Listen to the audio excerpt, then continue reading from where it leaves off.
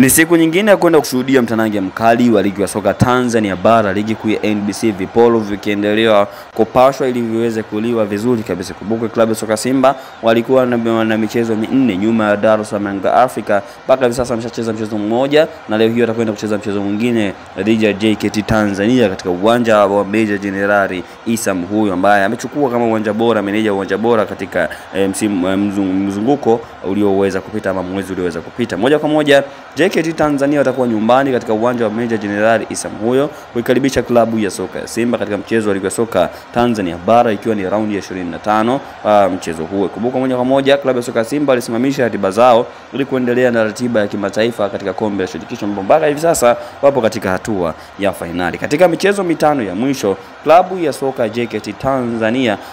yeye ameweza kupoteza mchezo mmoja, akienda sare mchezo mitatu na akishinda mchezo mmoja nyumbani lakini kwa upande wa klabu ya soka ya Simba wao katika michezo mitano ya mwisho ameshinda mchezo mitatu, akipoteza mchezo mmoja, akienda sare mchezo mmoja katika mashindano yote. Moja kwa moja ukumbuka katika uwanja wa Meja Jenerali Issa Muhyo umekuwa ni moja ya viwanja vigumu kwa kweli katika ligi ya soka Tanzania bara, ambapo watu wamekwenda kutafuta pointi pale katika uwanja wa Meja Jenerali Issa Muhyo. Kumbuka timu zote ambazo zimeshacheza katika uwanja huu wa Meja Jenerali Issa Muhyo dhidi ya klabu ya soka JKT Tanzania msimu huu moja kwa moja hakuna timu iliyoweza kupata ushindi isipokuwa